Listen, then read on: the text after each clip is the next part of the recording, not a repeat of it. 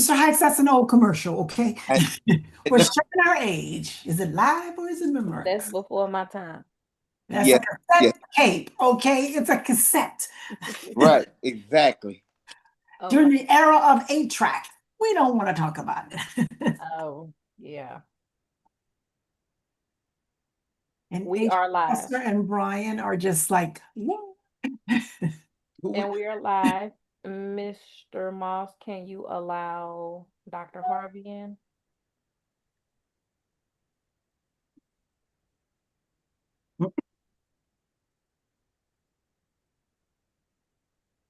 Mr. Good Howard. evening. Hi, good evening. How are you all? How We're are you good. doing? I'm well, thank you. Well, welcome, Mr. Harvey, to our interviews for board candidates. Thank you. And the board session, candidate session is 30 minutes. We'll have a round robin approach to it. Each one of Okay, will ask one question. At the end of our session, we'll be able to open the floor for you to ask us questions, and then we sure, can add additional questions that the board members may want to tag on based on your previous responses. sure. So with that, I'll ask if you're ready, Yes, the first question so that you can introduce yourself and tell us a little bit about yourself and why you applied as a board candidate. sure. So I am a son of the Mississippi River, as I like to say. I was born and raised here in St. Louis, Missouri, with a family that migrated from Mississippi. I am a proud student of St. Louis Public Schools before we relocated from here. I said in my application, I attended Washington and Euclid Montessori and Compton Drew. And so I have a deep and a kind of abiding respect and love for the way that St. Louis Public Schools shaped my sense of self and being. Um, and what I did not get to say in that, but I hold dear, is that my family has a long, committed history to St. Louis Public Schools, both as educators, but also as leaders going back to the 60s. And so I just have a really deep respect for the way that public school systems, and namely SLPS, has been a critical community anchor, but also a critical moral and ethical anchor for my family, for myself, and for how I arrive at this moment to want to connect with the board. And where I'll finish is by saying that when thinking about ways that I could serve the city after being back now for the last 3 years, moved back in 2022, serving the city through the district that was so critical to my shaping, has started to really rise as an anchor for me and as a real sense of call and as an opportunity for me to translate all of my gifts of living across the country back home in a place where I still see deep promise for kids and for families. Thank you. Um, Mr. Marston? Yeah, if I may, I'm gonna sort of reorder we have the same set of questions for each candidate, but I'm gonna Okay. jump to one and sort of swap with AJ. Okay. So given your other commitments, how much time do you have to devote to being a school board member? Yeah, I have as much time as I make. And this would be a responsibility and an obligation that would supersede others. And I've already given other board leaders a heads up that should this opportunity manifest, that I would roll off of at least two of the boards I currently sit on in order to make sure that I clear space and availability. And because I lead our fund, and we are a virtual fund, I get to set my own schedule for travel with our grantee partners. So I can make as much time as necessary to ensure that I can serve well. Thank you. Mr. Heights? hmm How you doing, young man? I'm well. How are you, sir? All right, all right. Good. What do you s- what do you foresee as the biggest responsibility of a board member in the listed responsibilities? So basically, what do you think is one of the most biggest responsibilities if you become a board member? Yeah, I think in this given moment, the single biggest responsibility is for hiring and managing a superintendent to lead us forward. When I think about the moment that the district is in, we are currently operating with an interim superintendent who, by all accounts of many of your own accords, is doing well. And yet, we have an obligation to this community to settle that and to ensure that we have a leader in place who has the right strategy, the right relationships, and the right trust account to be able to execute an effective way forward and a long-term way forward to ensure that a sense of trust can be rebuilt. So I would argue that the greatest responsibility right now is to secure a leader that will take the district into its future. And with that, it comes rebuilding and settling that sense of trust that I think is going to be critical for families, caregivers, and stakeholders to see that both the board and the new superintendent are aligned in how we ensure the long-term academic, social, and ultimately career and global citizen health of the young people who are within our care. Thank you, sir. Thank you for the question. Ms. Board Member Hubbard?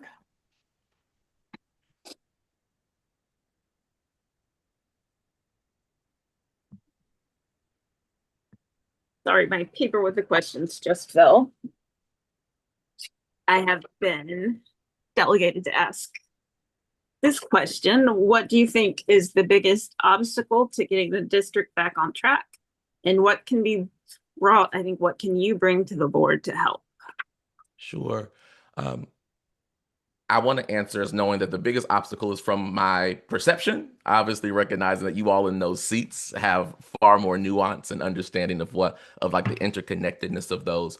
From what I see and from my experiences talking to families, I would say that there are three interconnected obstacles, and they, for me, come down to trust, a sense of trauma that has impacted students and families alike, and a sense of triage.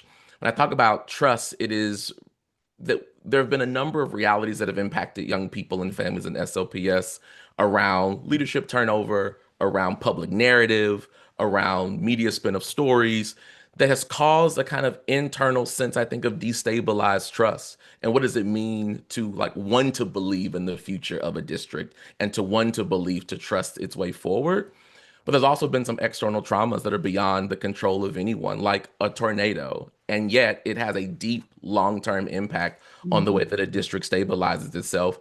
And there have been external traumas like a growing racial and housing gap here, a racial wealth and housing gap in St. Louis. And all of those things impact the way people think about their school system and where they send their young people and where they live and where they call home. And so I think that combined sense of a decreased amount of trust because of leadership turnovers and some financial realities, because of a sense of trauma that's impacted all of us, and because being in a constant state of triage, like a constant state of fixing the next thing, that those three interconnected challenges are what's ahead. And I would bring a sense of navigating all of those as both an educator and a school leader from my time in Memphis and in Louisville and in New York City. I walked into some really heightened traumatic realities, managing massive multi-million dollar deficits, walking into academic discord, having significant leadership and teacher turnover, but also knowing how to build deep, passionate trust with families and with caregivers on the ground level, being present to just often practice that kind of ministry of listening with people, and being able to translate what can often be really nuanced and jargon language for people who care a lot but can't keep up with the language that we use in education, with all of the bills and the legislation and what are we voting on and what are we talking about.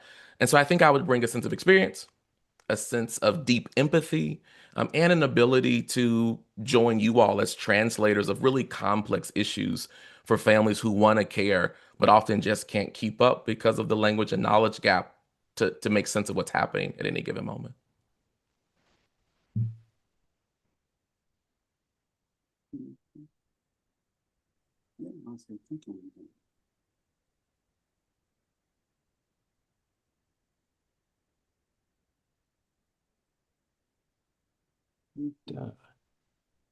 Board President Adams, you're on mute. I'm not sure if you're calling the next person.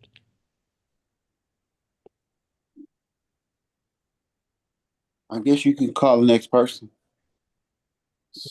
I can't remember who It is should. next in the It's line. Miss Jones. It's board Miss member Jones, Jones. right. That's why she off mute. So yeah, let's give it to just Miss Jones. All right. All right. Hi, good evening. Good evening. All right. Board members might not always get along. How would you resolve or a disagreement with a fellow board member? Yeah, it's a great question. I would start by listening. And I mean, like a deep, passionate sense of listening. So, wanting to understand kind of what informs a board member's perspective or how they arrived at a conclusion. I even think about how we opened. Mr. Hike saying, "Young man represents that there's clearly a gap in our generational point of view." And so, I would want to like get to know him and understand his story and how he enters into his thought process and how his profession has shaped him. Secondly, I would try to identify points of commonality. That while we might disagree on details, like do we at least agree on like the big thing around young people or the big thing around families? And then where are we both willing to negotiate or give up a bit of something in order to arrive at a conclusion that we can move forward? Um, I often believe that if we can start with a common point of departure, we can probably figure out a destination together. But it does take a willingness to like work through hard, uncomfortable, sometimes awkward conversations to find that common point. But it's something that I would commit myself to doing because I've been on the other side where I've had to manage and work with boards. And that's often been all I've asked for. It's like, can we just find where we all can start together and then we can take the journey in that way? Thank you. Yes, thank you. Thank you, Dr. Harvey. Yeah. My question is, as a board member, you will serve on at least one committee here Sure. at the district, right? And so you talked a little bit about your expertise and experiences, but can you dive in a little bit more, and tell us maybe where you see yourself serving on a committee if you were to join this board? Sure. Yeah. I mean, I want to serve wherever I was needed most. And funnily, I'm actually drawn to the committees that most people don't really love. Like, I love like the audit committee. As a person who spent a lot of time like working with our auditors, really asking the hard questions, sitting in those rooms for hours, going through boxes and boxes of receipts and data. Like that gives me a lot of joy because I often find that we skip over some of those details, and often there's like a detail that can upend the whole conversation if we don't catch it. Um, I'm also drawn to our real estate work in some roundabout way. Every school I've led has either built a building, closed a building, merged a building, or we've had to get out of a building. And so I have a deep sense of understanding around like school buildings and what they mean to communities and how you hold the like deep cultural preservation for families who have like a lot of multi-generational emotional care around buildings. So I would say those two speak to me, but I also love watching the Standing Committee on Transparency and Budget. It's an interesting dialogue to me. So probably not the most helpful answer because I would be willing to serve on any of the ones where I was needed most, but those three are the ones that capture my attention the most. Yeah, thank you so much. I Sure. appreciate it. Karen, you're still muted. Karen, you are still muted. There we go. And by the way, sometimes my internet over here is going out too, so it's really weird over here right now. What do you think? What are the biggest problems with education of our students right now? Oh, what a loaded question. Uh, There's so many things impacting kids. I start by saying that there is a real lack of connectedness happening for young people in the world right now. I am still held by the Surgeon General's report from 3 years ago now around the sense of belonging that young people are not experiencing in any of the communities that they were traditionally have founded. And schools are deepening that sense of disconnect and the lack of connectedness amongst young people. So I find that to be a great issue. I think, secondly, there is a massive growing knowledge gap when technology comes into the conversation around curricula, around teaching practices, around access, around literacy. And we have an obligation to think about like healthy and effective uses of technology if we're going to respond to the ways that young people are suffering from it. And I think one of the third is wealth pathways. The racial wealth gap is growing in this country massively. And when we think about post-secondary pathways, career pathways, alternative forms of education, workforce development pathways, young people in public schools in metropolitans like St. Louis are not competing at the same level for jobs and higher ed pathways as their counterparts in surrounding suburbs. And I think we have an obligation to think creatively, but to also have some very hard conversations with community about post-secondary options for young people to ensure that there is a financial and wealth generating possibility for them after they leave our care. So I would say those three: connectedness, a deep sense of the role of technology as it impacts literacy and learning and teaching practices, and then a post-secondary and higher education success when they leave K through 12 districts. Um, what's your knowledge of charter schools and public schools? Say it one more time, I'm sorry. Your knowledge of charter schools and general public schools. I have deep knowledge of them. I can share more. I have deep knowledge of them. Let me go more. A little more. Yeah, sure. So, yeah, happily. So my knowledge of public charters and general public schools is vast. In both Memphis and in New York City, I led public charter schools that reported directly to the district. So in Memphis, charter schools are authorized by the General District Board.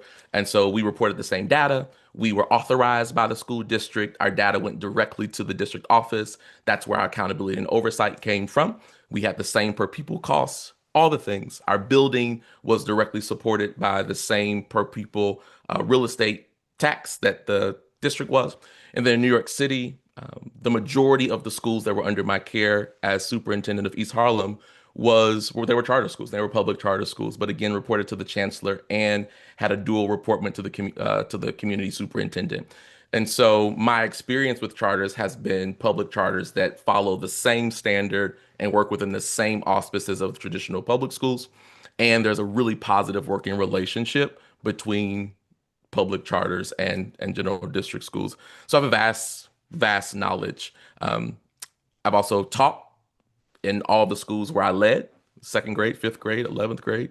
And so both as an educator and as a school leader, I have a ton of experience with what it means to work in both contexts. Thank you. Sure. At this point in our interview, you can ask us questions, and Okay. if there are additional questions that board members like to piggyback on a previous question of someone else, this is the opportunity to do so. Sure. So the floor is open. Thank you. Yeah, I'd love to start with a version of a question that Ms. Donna raised, which is kind of where is the board experiencing its greatest challenge among itself? And what do you expect of the new board member coming in as it jumps into the challenges that the board might be experiencing amongst itself? I'll jump in. I think communication among board members could improve, and there's some structural difficulties for that because as a board for a public tax-funded school district, we're subject to sunshine law, and Yeah. with good reason. All of our discussions are there's just limited exceptions for having closed discussion. Sure. Which means that if there are ever more than three of us in a room or on a text thread or an email thread, like you can't do that without announcing it in advance as a public meeting with an agenda. So navigating that again, and that's not unique to the people Right. on this board right now. That's just the way it's set up makes it difficult. But yeah, but I do think well, I don't know. Uh, I will say everyone on this board has the best interests of the district at heart. And you spoke earlier, when you were answering how you would deal with a disagreement with a board member. And I mean, that is an important point of commonality. Was. Thank you. Thank you for that. I also would like to make a comment in regards to getting along with board members and the reason that sometimes I might have difficulty. I think about the past. I've been on the board for 20 years. And the reason being, I started off as a parent and I became a parent advocate over the years. And I guess I find it really hard because I've met so many board members when they sometimes don't really understand how the past is affecting the future Sure. and how important it is, because right now I think a lot of the things that we're suffering from or going through are because of politics Yes. in Yes. the region. Sure. And that's one of the major reasons why we're going through what we're going through, because we have a lot of dedicated employees, a lot of really great students that need to be lifted up. But I guess I also have a concern, just say, for instance, getting past the relationship with fellow board members. When you started talking about charter schools, I guess it kind of threw me, I'm on edge a little bit, because I just feel like any board member should be dedicated to SLPS Sure. first and foremost, because because of politics. We're on Sure. life right now, and many of our families really need a place that they can call home, Sure. SLPS. And I guess for a board member like myself, I'm looking for someone who's primarily dedicated to SLPS and Sure. nothing other than that. I love all our students in the region, and we're responsible for their education. But if we don't have, I was here when the board was taken over for 14 years, and we didn't have a voice at Right. all. Right. And the wealthy have gotten really busy now, and they're poised to try to jump and take everything. Sure. And right now, people and families are really suffering. I feel like we need people that are going to fight to keep public education free. Yeah. May I respond, Ms. Jones? Yes. I would love to. So first, thank you for sharing. What I would say is, and I say this with all humility, which is that the question that Dr. Collins Adams asked was just my knowledge of charters, not my commitment to them right now in the world or my commitment to them in St. Louis. So I answered through the lens of I have deep knowledge about them, which was the question that was asked. My commitment in this seat would be a commitment to the public school students of St. Louis public schools and a deep abiding belief and respect as a student of as a former student of SLPS, that I'm a fundamental believer that public education, general public education, community-based public education matters, and that public schools right now are on a mass attack, namely around Black and Brown students and impoverished white students, and that we have an obligation to squash that attack and to substantiate a long-term future for young people who are a part of public schools. So I just wanted to clarify that my response was around my knowledge of, but not my commitment to if I were to be voted on to get the seat. And I think that's an important distinction because I hear you and I agree with you fundamentally, and just wanted to uplift that point. Thank you. I have a question. Yes, if you are fortunate enough to be on the board, you know, you are no longer, you have a private life. Now you'll be in the public eye. And these news media people, I won't say they have issues, but they'll throw a microphone in your face no matter where you are and get your opinion on this, that, or the other pertaining to the Sure. school board. Sure. Are you able to navigate that when you speak, you're not speaking on behalf of the board? Short answer is absolutely yes. Long and that's as a person who lives with a person in journalism. So I might have a strong yes to that answer. The second part of that is I know that the board likely has media policies that guides what board members can and cannot say, as most boards do. I would follow those with deep fidelity. So that is my control. The second piece is recognizing that I know that often a soundbite or 3 to 4 sentences or a clip on social media is never enough to tell the whole story or to make sense of the nuances of a story. And so I am very mindful after leading districts, after leading a network of schools during COVID, that you could say anything that with one twist of a word could send a conversation into a place it was never intended to go. And so I learned both in beautiful ways and also in complex ways in leading schools, how important it is to be mindful of what you say, how you say it, and most importantly, the context in which you're talking. So, yes, yes, yes, Mr. Sykes. Thank you much, sir. I appreciate you. Thank you. Heights, could you lower your camera a little bit? We can only see the very top dust of your hand. Can you define what you mean when you say community?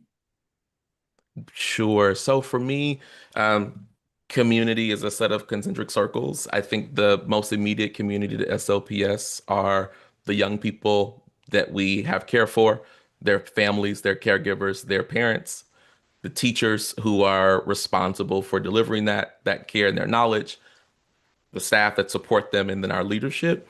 And then I think the broader community, though, is any stakeholder, pulling back to Ms. Jones' question, any stakeholder who cares deeply about the success and future of public schools. And then broader than that, any stakeholder who cares deeply about the future and success of young people in our region and about the success of our city and our region. And so for me, community is literally any human and any entity who has a vested interest in an aligned strategy to see children thrive and for families and caregivers to wrap around those children, but for those teachers and leaders to also be held well, to be supported, to be paid well, to be cared for, to be held accountable in order to ensure that that vision manifests in the world. Thank you. Any Yeah, thank you. additional questions? Well, this has been a wonderful interview. Thank you. Thank you. Thank you all. And board would like to thank you for taking the time this evening from your busy day. Yeah. And so late in the evening also to be able Sure. to participate in this interview. We really appreciate it. Thank you all. I appreciate your questions. We wish Thank you you. the best. Thank you. Thank you.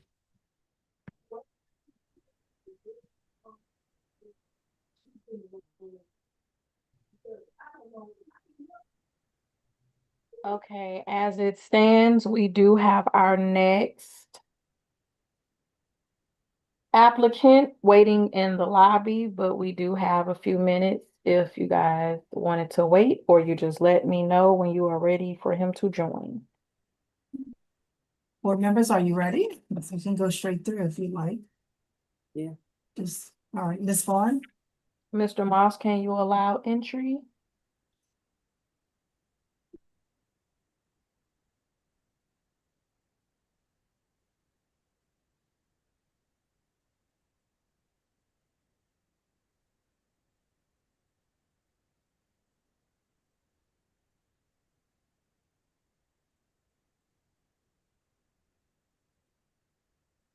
Who's this? This is This is David Greenhall. We are just waiting for him to turn his camera on and his mic, and you guys can begin. There he is. Hello.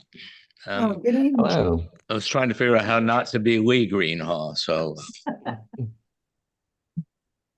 All right, good afternoon and welcome to our board interviews.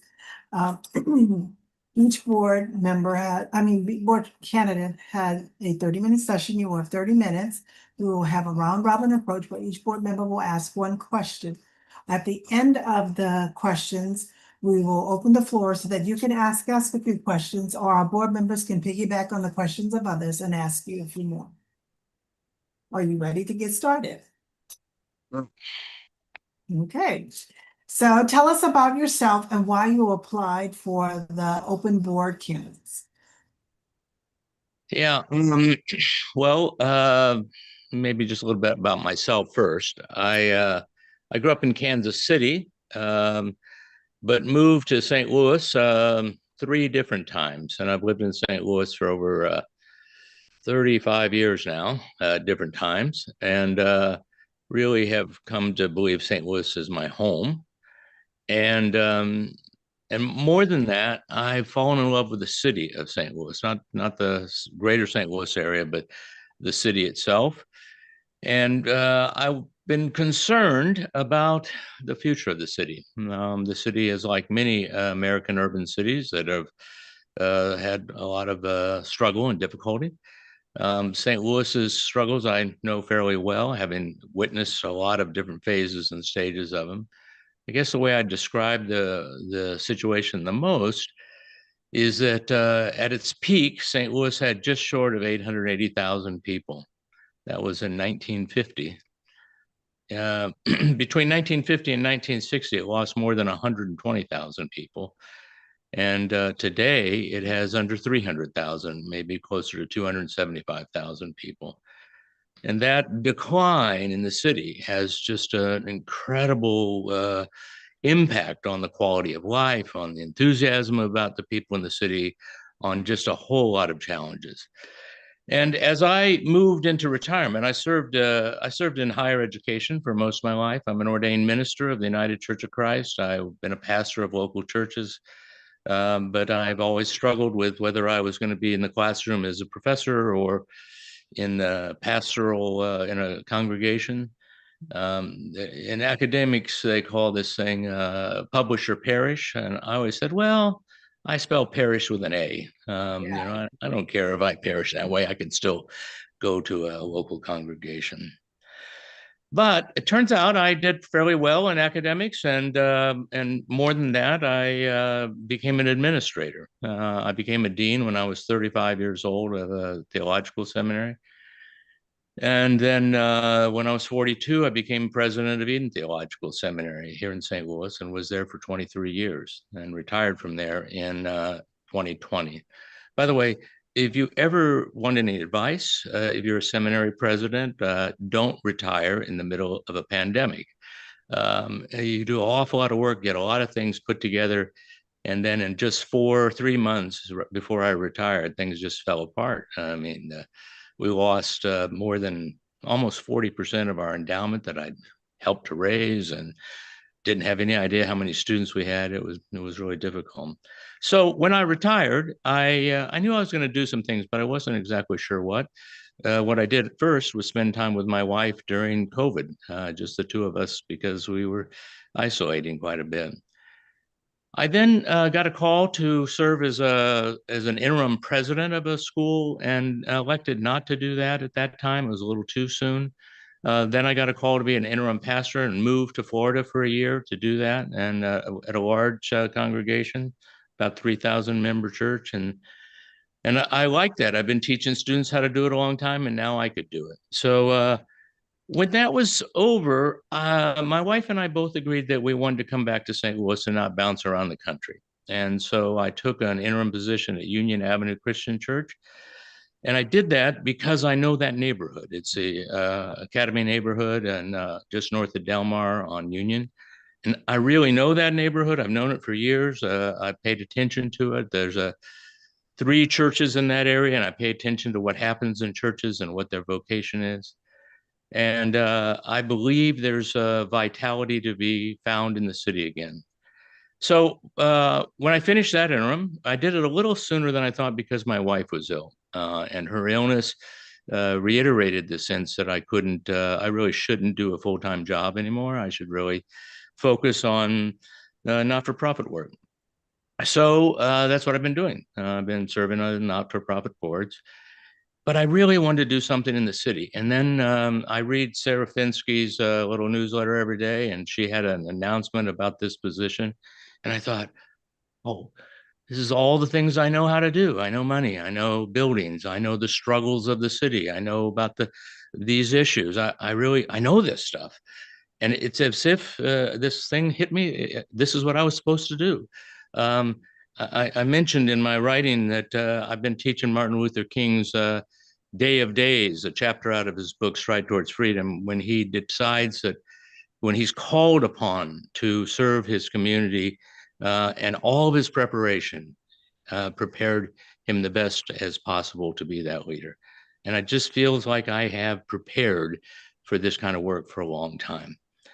The last little thing is that I care a great deal about boards. I've had boards, I've served on boards. I've consulted with organizations about their boards. I care about board development. And I've watched this board. This is a brand new board in many ways. 3 of you were elected, not even a full year. So that it's new. There's a lot of new stuff. And I thought it'd be a good moment to participate. Oh, thank you. I'm up next. My question is, given your other commitments, how much time do you have to devote to being a school board member?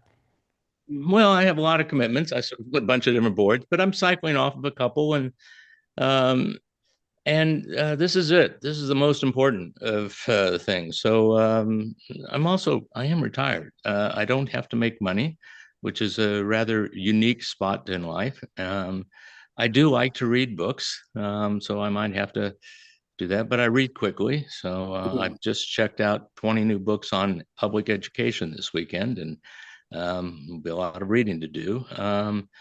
But I have a great deal of time. I certainly have enough time to do the public meetings. That's that. But those public meetings they're like the tip of the iceberg. It's clear to me, as it is on many of these things, that you have to be able to form a perspective, and to do that, you have to digest lots of material and engage, new questions and ways to approach it. You have to test out ideas. You have to do those things, and that takes both actual time and passion and energy.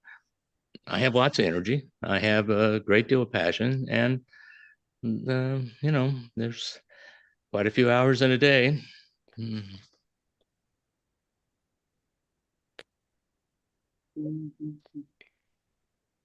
Uh, Board Member Heights? Thank you. How you doing, young man? Oh, I'm doing great. Good. My question is, what do you foresee as the biggest responsibility of a board member in the listed responsibilities? Well, for the St. Louis Public Schools, the biggest responsibility at the moment is to make sure that the viability of the schools and the district continues and it strengthens.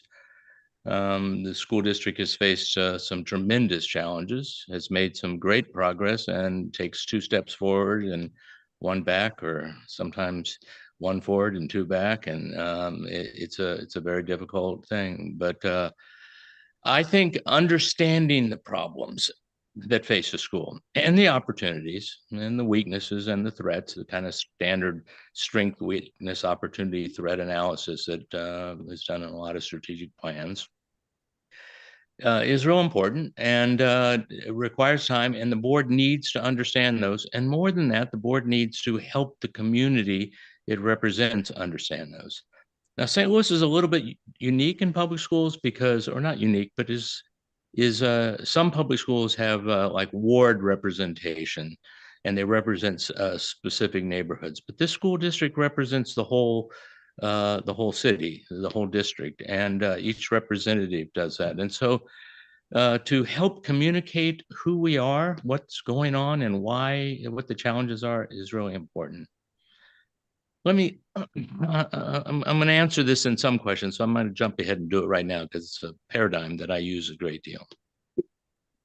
I have learned, unfortunately, the hard way, but I did learn it, that one of the biggest challenges in institutional and community change is getting as many people as possible to understand and agree on the problem. You rarely can get everybody to agree on the solution. But if you can agree that this is a problem and get your head around the problem, and that we can't hide from this. This is an actual difficulty. One thing in this district is a $30 million, what looks like a structural deficit. That's a real problem. And the capacity to absorb that through reserves is not infinite. And so getting on top of that, addressing that, working that is a real problem. And so I really think that the understanding of the issues and helping the community as best as possible understand those issues. And by community, I mean parents, certainly, but I mean the whole city. The whole city needs to understand these are our schools and our kids. For their sake, we have to do it. For our city's sake, we need to. For the staff and the teachers to understand it. If you can get the highest level of agreement, then you can do something about it. So just a little metaphor of this. If the tire's flat on the car and everybody doesn't see that there's no air in that tire, then if you bring in a new tire, they'll say, well, why didn't you get a snow tire? You know, it's about to snow, or why didn't you get a, they're never going to completely agree on the solution, but they're much more likely to accept a solution that responsible people do if there's an agreement about the problem. So I think understanding the problems themselves, big job. That's financial and personnel and other. And then communicating that is an extremely important role of the board, representing it. Thank you very much. Thank you very much for that response. Yeah, sure. Thank you. It's a good question. So I hope I answered it right. Board Member Hubbard? Well, my first question is that your wall behind you? Are all those books yours? Yeah. Okay. Yeah, this is my, I have two homes in St. Louis, one for my books and one for living. This is my book home. So it's worse, you know, it goes on and on. I mean, 3,700. I catalog them. I've never See, think counted. of all the time I have, Mr. Marston. I've already cataloged the books. I've now got free time on my hands. So. Okay. So my real question that I'm supposed to ask you is, what do you think the biggest obstacle is to getting the district back on track, and what can be brought to the board to help? What can you bring to the board? Yeah, so I, you know, I know quite a bit about the St. Louis, and I know quite a bit about the ongoing challenges in the school, but I don't really know all that much. I didn't about the particular issues of public education. So I spent the weekend, this last weekend, reading the budget and the balance sheet. I spent quite a bit of time on it, and the challenges, it seems to me, are multiple. One, the biggest challenge is this thing I said, you know, 880,000 people. They built schools for 880,000 people. The people left, the schools are still there. And the schools aren't just places where kids go to school. They're a community asset. They're part of they're an anchor in the neighborhood. They're something valuable and important. And yet this school still has 68 buildings and an average attendance of about 270 students. Hardly a single one of those schools are built for 270 students. So there's an inventory of schools that is expensive to maintain and to have, and exceeds the current needs of the city of St. Louis. That's a real challenge. And the other thing I learned about the budget, which I knew, but I dug in a little more, is that I understand fund accounting, which is, I learned in a couple of those books, but I learned really by running institutions that have segregated and restricted funds. You can't just go cut $30 million because a lot of the money is restricted. And therefore, if you cut that, you cut the revenue and the expense. So if you have a federally funded program and you cut the program, that's well and good. But then you didn't save a balance. You lost the revenue and the expense, and you're right where you were. So the ability to change that is really difficult. So I think that's a big challenge, and I think I bring to that. One, I'm a pretty quick study on those things, and I understand them and work with them. And two, one, they're pretty parallel to the church building issue is pretty parallel to church schools. To city schools. Big, beautiful buildings that are anchors in a neighborhood that everybody who is associated with has a history and a love for. They're sacred, holy spaces. The schools are. You walk through the hallway of a school where your life was formed and shaped. You don't want to lose that. And so there's vested interest in these buildings. And I've worked with churches to close. I've not worked with schools, but I've worked with seminaries and colleges to close, and very similar kind of problems. I think I bring that background and knowledge and passion about those things to help us as a board and to help the community start to tackle what are really large and difficult problems that lie ahead.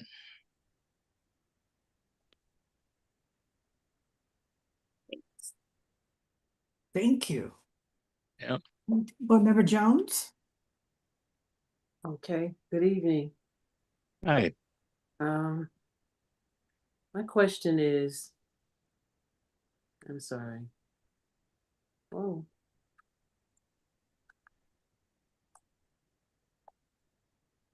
Board members don't always get along. And how would you receive a disagreement with a fellow board member if you weren't getting along? So there's not getting along, and there's also having fundamental differences that may not be reconcilable. What I think is I go back to that paradigm that I talked about getting a consensus about the problem, even if you don't agree about the solution. I would be sure that we're talking about the same problem. Um, if we're disagreeing about how to solve something, I think that happens. Good, smart people will have different ways, and sometimes people who have ways to do it that I think are dead wrong and I disagree with. And so I don't think disagreement is terrible. Being disagreeable is, but not disagreements. Um, so here's a weird thing. This is an elected board, except for this position. But I presume if I were to find this useful and everyone found it sufficiently useful, I'd be running for election fairly soon. And if I did, one of the things I have to do is communicate to a constituency why I went the direction I did and why it might be different than someone else. Which means that unlike the church council, where you really just need to find a consensus, this is a body that may have to vote and split votes.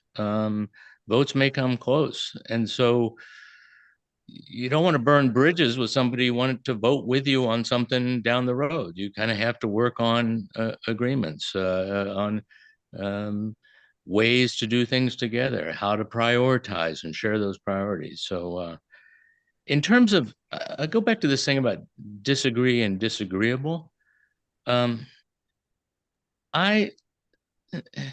if it proved to be the case that someone didn't have the best interests of the school in mind, that they were self-serving, that they were a bully.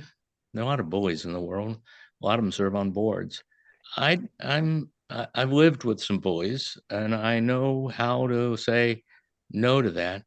But I generally believe that people have a goodwill and a common interest, and may agree about the problem, but may have different approaches to the solutions. And the most serious problems, no one knows the actual solution. You have to just do your best and try your best. So I need a sufficient amount of force, persuasive power, and humility. Enough humility to say, you know what humility really is? Humility is just the fact that, folks, I could be wrong. In fact, once or twice I have been. Once I thought I was wrong, and I was wrong then. So no, that's an old terrible joke. I'm sorry. I hope that's helpful. But I mean, I think if there's disagreement, that's okay. If there's rancor, that's not good. And you know, Right. there's just the last little thing. This is a public entity, and there's sunshine laws, and so you know, just getting together and having a big party isn't quite as easy to do. So um, some of that helps in other settings. You have to find alternative ways to do that in this setting. Thank you. Ms. Foster? Sorry.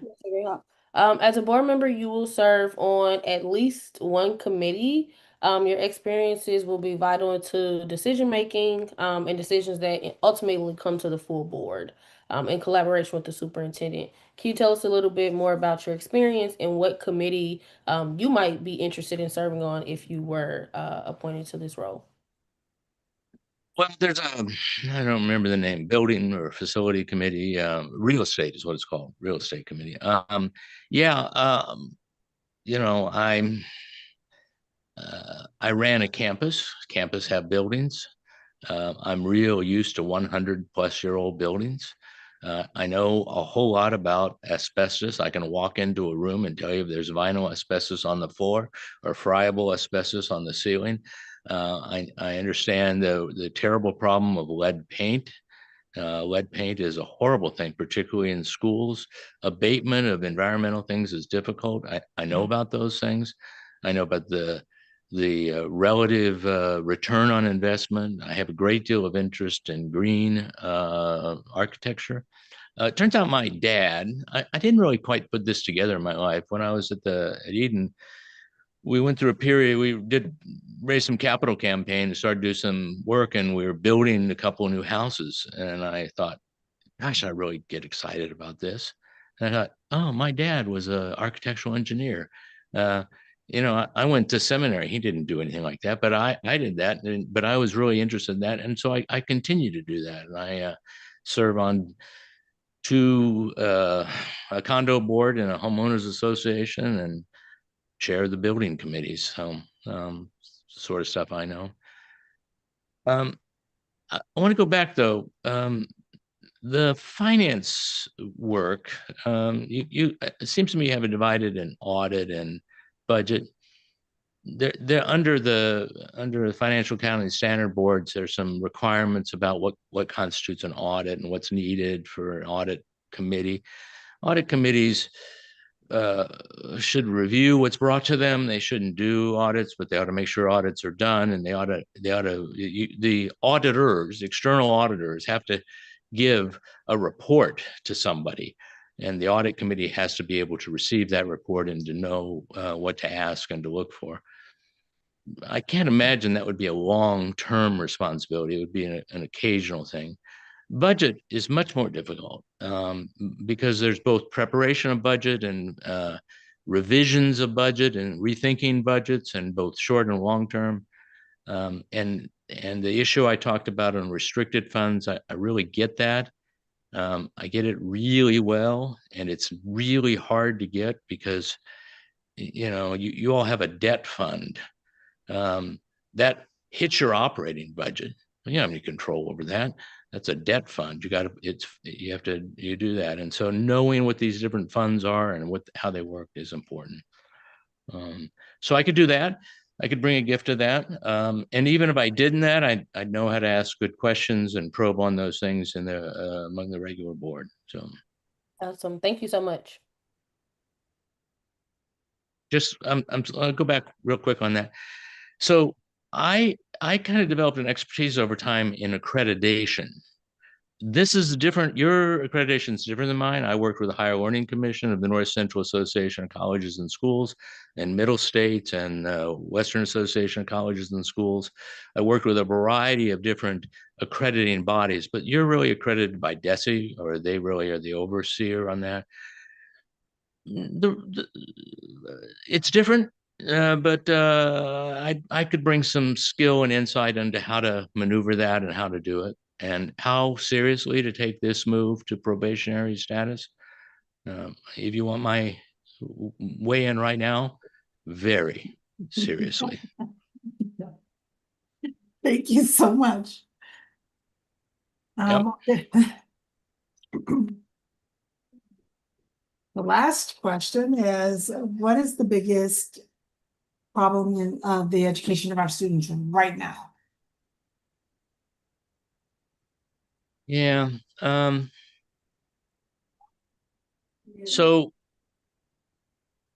COVID had a really weird impact on education. It indicated that there were technologies that could be brought to bear on education that were needed not as a supplement but supplanted. That is, technology is great. It supplements what you normally do. You teach well in a classroom, you can use supplemental technologies. In COVID, you lost the classroom. You lost the capacity to engage students. And so the regular classroom was supplanted by new technologies. And so what we saw is that there are a whole lot of new technologies, educational, that we could learn to do and use quickly and start to do. I mean, look at this meeting. We're meeting by Zoom. I mean, before COVID, I used to try to get people to do remote meetings, and you'd have to mute everybody, and you'd get the echo. It's just terrible. And these technologies are better, and they're about to get crazy. I work with, I use Copilot and ChatGPT 3 to 4 hours every single day. I'm doing lots with those things, and they are just blooming, and they are going to have a tremendous impact on labor markets and on what works and how it goes. But and so those are challenges, and they're difficult challenges, and they're opportunities and all that. But maybe the hardest, the best thing is, I went to a conference that was run by the Department of Education several years ago in Washington D.C., and I heard a guy talk about what real good learning is real good learning is not proving what you know, it's making a mistake and learning from what you didn't know, and incrementally discovering what you don't know and having to do it. But that's really hard to do because teachers have to give you tests, and when they give you tests, they have to grade the papers. And I've graded papers. It's it's what they say. I teach for free. They pay me to grade papers. I mean, it's really hard.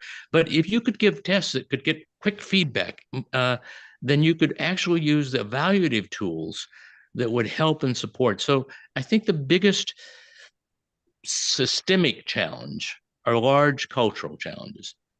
St. Louis schools in particular, though, have a really big challenge, which is over the course of a very long time, many people have elected to leave the St. Louis school district. They left the city of St. Louis, and when they did, that left a lot of people who don't have choices about schools, and therefore we have a group of students that we need to really pay attention to and support who have a lot of economic and familial challenges. I noticed that the budget for meals was roughly $20 million, and about 18 million of it comes from federal funding from the Department of Agriculture. And those funds are because there's subsidized meals. There are people who need to eat. This became so clear in the neighborhood around Soldan where I was, because during the summer, kids didn't have school and they were hungry. And out of our church, we ran a feeding program that fed kids on hot lunches during the week. So economic and cultural challenges are real and difficult. But I'm an optimist. We have great opportunities ahead of us. We have about 6 more minutes left, and one question is, what is your knowledge of charter schools and public education? Well, I studied it, and I have a son who began teaching in the charter schools. So I know about charter schools. I could go on way too long. I'll try to be brief. I believe charter schools were started with the idea that a singular uniform school system didn't have sufficient competition, and if you could introduce the category of competition, it would improve the school and bring innovation and opportunity. That was the kind of thing that was sold about charter schools. I'm not so sure that I think competition does help in a lot of endeavors in life, so I'm not opposed to competition. But I think the promise of competition is often greater than the actual delivery on it. And in this particular case, the competition is an uneven playing field. The rules aren't the same. Many charter schools don't have unions or work with unions, and so they have a completely different environment. They have separate boards in this community. They have different ways to operate, and so they may or may not succeed. If they had a wildly successful rate, I might be persuaded that they are the best thing since sliced bread. I've looked at the test scores. Some do better, some don't. Most work hard. They're committed people. The bottom line, what I think is it draws energy away from the endeavor of the whole community for our kids and our schools.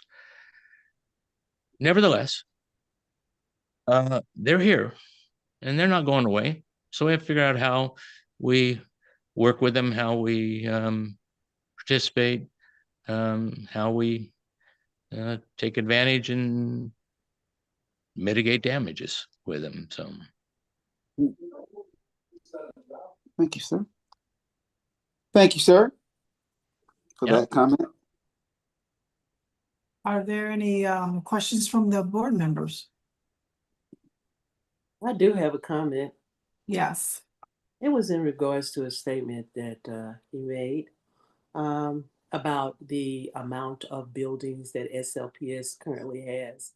And I find it quite disturbing, especially since the city of St. Louis has won numerous awards for being one of the largest land banks in the country in the past years. And you had someone like a Paul McKee who had 89 properties and did nothing with them. And SLPS has been here serving the citizens of St. Louis. And we had a document that was created in 1947 to destroy North St. Louis, where people of color lived. And there you had the great exodus beginning in that time with the City Hall leading the charge and continuing. We're finally in the final phase. So I'm looking at when you talk about how many buildings we have and why do we have so many buildings, I'm looking for creativeness.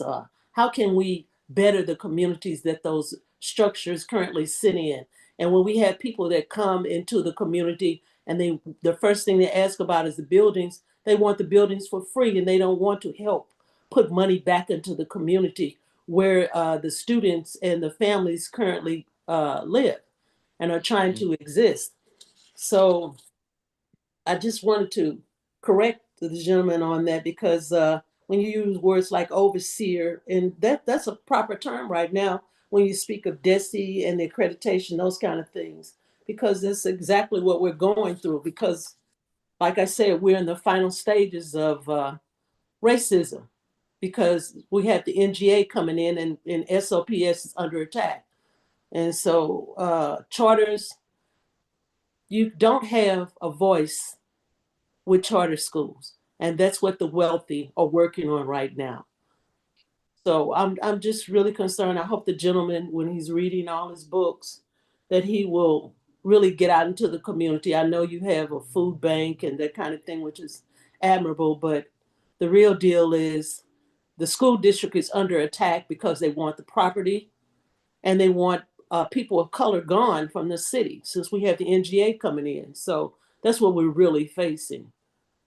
Yeah, so I just if I can take one more second, I just want to quickly respond. I believe I didn't communicate adequately what I was saying, and that would be something if we had an opportunity, one way or another, to clarify that. When I talked about the change in population from 1950 to 1960, what happened between 1950 and 1960 was 1954, Brown v. Board, which was an extraordinary achievement, an amazing judiciary achievement, cultural achievement. And what happened was the demonstration of the most vile racism that's around. And in 1950, 60% of the population of the city lived in north of Delmar. So it was and continues to be a fundamental problem that needs to be addressed in this city. And I think the schools have an incredible opportunity to do it. I don't have a formula for getting rid of the schools buildings. I think it's an issue to think through, but not a formula. Thank you, though. I appreciate your speaking out. Thank you. And we won't be able to solve all society's ills tonight, but we are definitely going to work on it as a school board to be able Good. to create a community in St. Louis with St. Louis Public Schools in the city of St. Louis. That ends our time for this last interview. Like you said, we have 30-minute segments for each one of our board candidates. And we'd like to thank you for giving up your evening and having a wonderful discussion with us tonight. Thank you. Thank I you very- appreciate it very much. Appreciate your good hard work for the city. Thank you. Bye now. Goodbye. If I may, I just wanted to thank everyone who applied. We all sincerely appreciate the effort that it took to step up and put yourselves out there for a highly scrutinized leadership role during a challenging time. And it's your character and commitment to our public school district. And that goes for everyone who applied for this open position. I really appreciate everyone stepping out tonight, including our board members, to be able to give up their evening to interview all of the candidates. We had a number of candidates who had applied, and several of them, to tonight, were not able to actually finish the process. But we appreciate that they thought of us and they did apply. Is there a motion on the floor to adjourn? Should we go into recess to score the candidates? Because we have to pick one tonight, right? Ms. Vaughn, am I correct? Nod your head, Yes. Ms. Vaughn, or speak. Yes, so if you all need, I know you guys were keeping points and taking points for each candidate. If you guys need to have a recess in order to tally up your points and look at all of your candidates, that would be good. But you all would have to come back and you would vote on each individual candidate.